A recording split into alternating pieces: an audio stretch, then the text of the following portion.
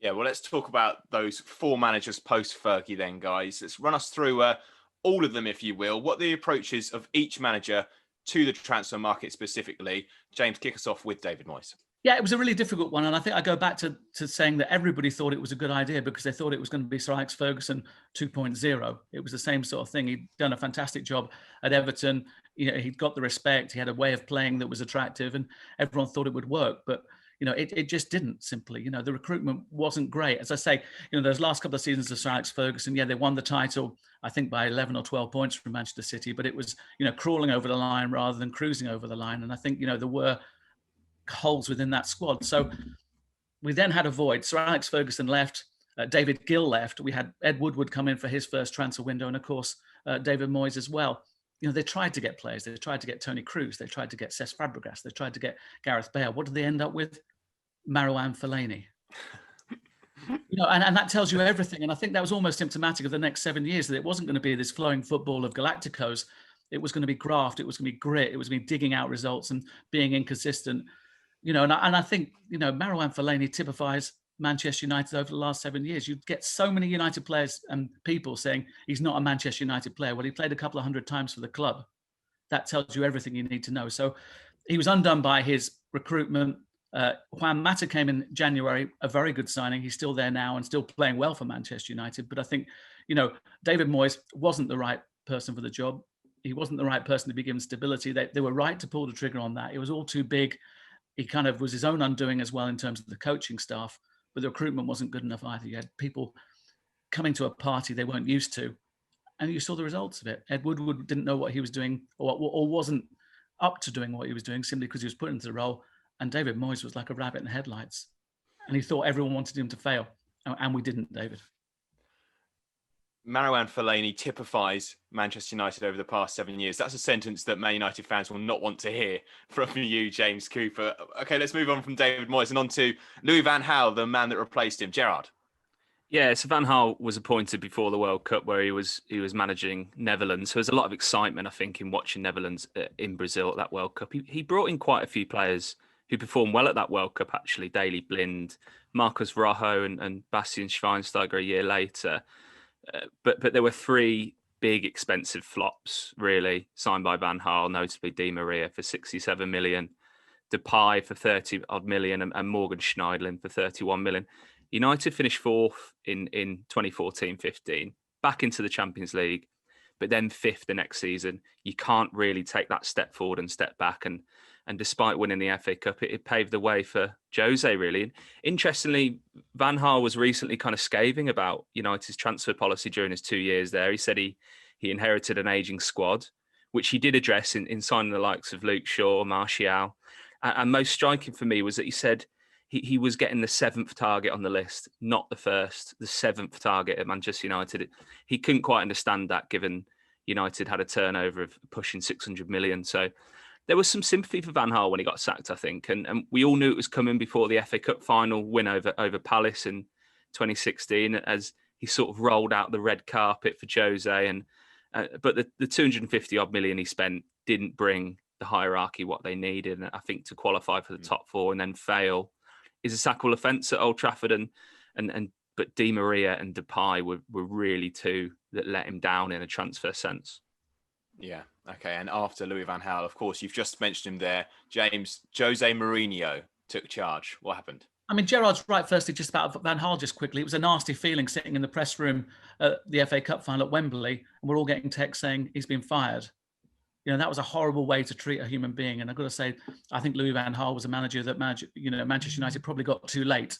And the transfers he did were a churn because they hadn't done enough transfers under Sir Alex or David Moyes. But he was a really decent bloke and fun to deal with. And a lot of people at Manchester United liked him as a human being, even though I think the manager was probably slightly past his sell-by date. In terms of Jose, it was like, boom, here comes the battle we're all wanting. Here comes the antidote to Pep. Here comes the guy that's going to grab Manchester United by the coattails, shake them down and make them into challengers again. And what does he do? He breaks the world transfer record for Paul Pogba. He brings in Henrik Mkhitaryan. He brings in Lindelof. It looks as though things are changing, and there was a real kind of stardust feel to it all. But again, it's a bit like quicksand, Manchester United at the moment. You just think you're getting somewhere where it's kind of sucks you down again. And although, Josie will tell you about the second place finish, which I think now does stand up to sort of a claim as he was claiming back then. And you look at a Europa League and you look at a League Cup, that's the majority of what Manchester United won over the last 7 years. So the recruitment was okay. A few mistakes, a few grenades that he's left in terms of the likes of Dalot and I would argue also Eric Bailly and maybe the fact that Victor Lindelof isn't the kind of linchpin centre-back that you'd want at Manchester United. But there was a lot of excitement. There was a lot of money spent. But you kind of wonder, what was it all about? And much like Louis van Gaal, what you had was a trend that money got spent in that first window as manager. In the second window, there wasn't quite so much support. And we've seen that again this summer with Ole Gunnar Solskjaer as well. Boom, the first transfer window when the 4 big players arrive and less successful recruitment in the summer. But I think the other thing is, and I'm sure Gerrard would agree with this, that Manchester United were the big fish under Sir Alex Ferguson. There are a lot more hungrier, better looking sharks in the water for players and a lot more reasons for not coming to Manchester United maybe than there are to come to Manchester United. Let's bring it up to the present day then, guys. You mentioned him there, James. Ole Gunnar Solskjaer has taken charge now. A different approach, of course, to the 3 managers beforehand. But what is his approach in the transfer market, Gerrard? It's interesting with Ole because I think it's hard to deny that he'd been given money to spend at Old Trafford before this season in particular. 80 million on Harry Maguire, 50 on Wan-Bissaka, 67 on Bruno Fernandes. These aren't sums to be sniffed at. I think, of course, he wasn't as fortunate in this last summer window, but before then, the transfer policy seemed clear and functional. Young players with character were brought in. They seemingly got their targets last year, but the plot seems to have been lost this year. And they missed out on Erling Haaland, on Jadon Sancho. They didn't sign a defensive partner for Harry Maguire. It was hardly talked about. Igalo worked well during what I'd call a sort of novelty period last season when he was starting games in the Cup where United were battling on several fronts, but it's been a stint of 2 halves transfer-wise for Ole, really. The second half not quite as fruitful as the first. And I wonder whether Ole, more than the managers that went before him, will actually be judged on the young players he's brought through.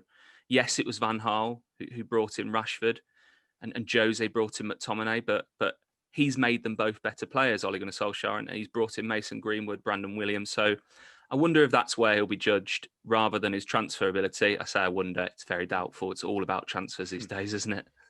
Yeah. Well, just what strikes me as you run through those 4 managers there, guys, is that all of these players that you've mentioned that they've brought in that haven't worked are huge talents. And when they came to the club, there was a lot of excitement over, I'd say, nearly every single one of the players that you mentioned there. So, James, is this not necessarily a problem with recruitment, but something about what happens to these players when they actually arrive at Old Trafford? Yeah, you might have a point in that. You look at Angel Di Maria, and I played on the wing, and I love wingers, and Manchester United fans desperately like wingers too.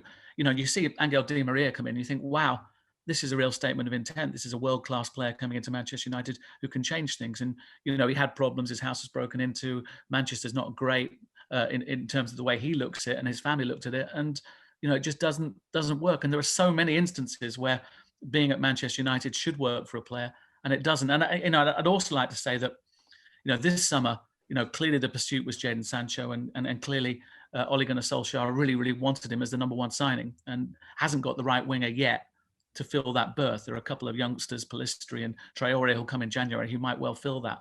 But, Manchester United stuck to their guns. I was told they'd never pay 100 million for Jadon Sancho. They didn't. And, for me, credit to them for not doing that in the circumstances we find ourselves in. And then they come up with a bigger picture. So you're kind of saying we're not being greedy. Oh, but we're being a little greedy. So the kind of philosophy of it, the credibility of it, just sort of, it almost made me want to weep because I thought, brilliant, you're waving a big flag saying we won't be held to ransom, but we'd quite like our cake and eating it, please. Let's talk about, just briefly, guys, just the 4 managers we've run through there. Gerrard, can you give me one who you think has done the best out of those 4? And it's probably quite a tricky job. Pound for pound, you might even say David Moyes. He got 6 years out of Man United got 6 years out of Fellaini, and Mata's still going. But in all seriousness, all have had their expensive flops. I'll actually go with Ole with the best. It's clear they didn't sign Sancho. Perhaps not his fault. He's utilised Bruno in a fantastic way. Maguire was looking at a great purchase as skipper before last season, at least, and I think you can return to that form. And the jury's out on the rest, really. Wan-Bissaka's form has been questionable in recent weeks, but before that, he looked a good sign. And so, on balance, looking at all the managers, that's probably as good as you're going to get. Didn't realise Fellaini would be such a big part of this podcast early on. James, would you agree with Ollie? Yes, because he's in situ at the moment, and I like him, and I've got to have a relationship with him. I think. Let me just flip that. Jose would tell you who was the best, and Jose would tell you it was Jose. And what he'd also back that up with, he'd say second place finish, he'd say League Cup, he'd say Europa League. So if it shows your medals time, with what you've managed to achieve with resources, Jose would say that I've achieved more than anybody else. But I think if you're looking at transfers that work, and that's what Gerard was talking about, the criteria of players who've fitted in, slotted in, and improved Manchester United, you've got to say that at the moment they look like they're getting their recruitment right, albeit this summer. We'll wait and see. I think Telles looks like he will improve options on the left, and Cavani, when fit, can score goals anyway. But we have to it's kind of wait and see. But it does look as though they're getting it more right than wrong, as opposed to more wrong than right.